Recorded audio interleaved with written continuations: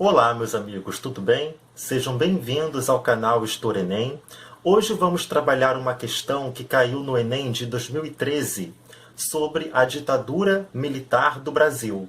De modo específico, sobre a supressão dos partidos políticos logo na primeira fase do regime autoritário. Antes de passarmos para a questão propriamente dita, vamos fazer uma breve recapitulação do momento histórico ao qual a questão se refere? Em 1965, um ano após o golpe militar que deu início à ditadura, o governo autoritário outorgou um ato institucional. O que eram os atos institucionais? Eram ferramentas jurídicas que o governo utilizava para impor as leis do regime, na ausência de uma Constituição, que é a lei maior que regula um Estado democrático de direito e que é promulgada após uma discussão democrática no Parlamento, no Congresso. Como estamos tratando de um regime autoritário, como era o regime implantado pelo golpe militar, os atos institucionais eram decretados, outorgados pelo governo. E em 1965, o governo militar outorgou o chamado AI-2, Ato Institucional número 2. E esse ato decidia, entre outras coisas que não aparecem aqui na questão, suprimir, extinguir os partidos políticos que existiam no país até aquele momento. Agora, vamos à questão.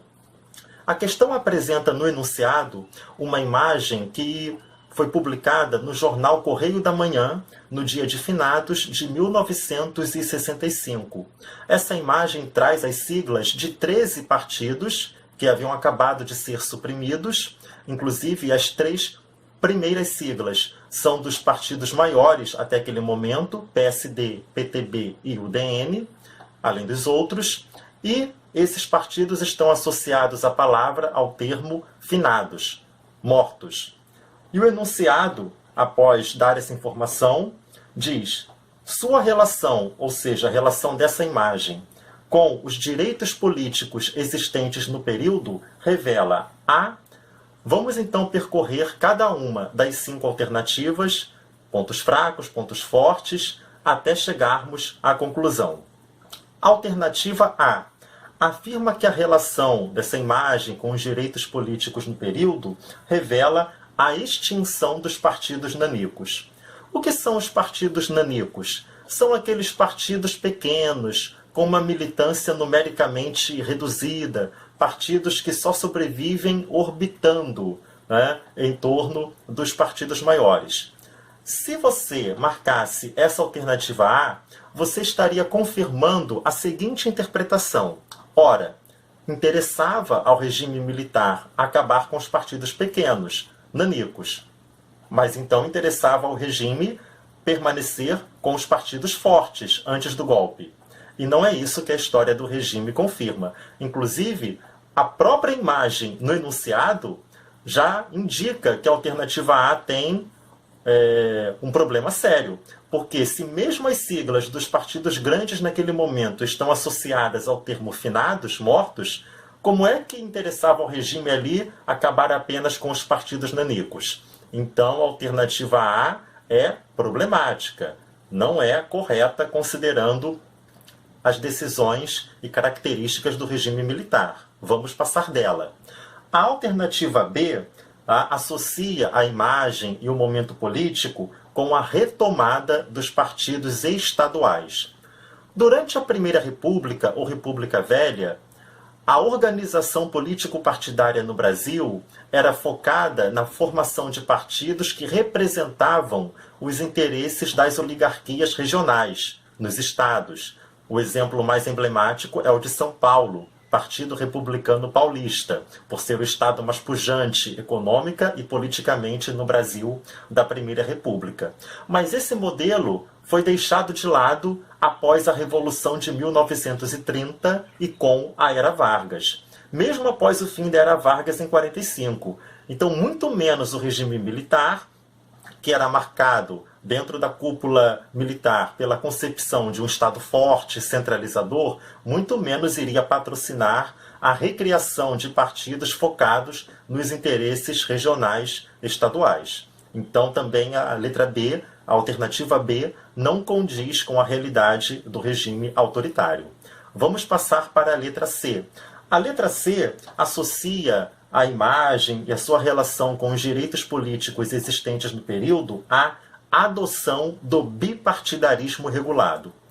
Se você conhece as características principais do regime militar, a prisão e tortura de opositores, a censura à imprensa aos meios de comunicação em geral, o alinhamento ideológico com o bloco capitalista durante a Guerra Fria, você também deve saber que no âmbito interno da política partidária, o regime militar foi marcado pela adoção de um sistema que só permitia a existência de 2 partidos reconhecidos pelo regime e atuantes nos parlamentos, municipais, estaduais e no Congresso Nacional. Um partido claro de adesão ao regime, a ARENA, Aliança Renovadora Nacional, e um partido, aquilo que a história hoje chama de oposição consentida, o MDB, Movimento Democrático Brasileiro.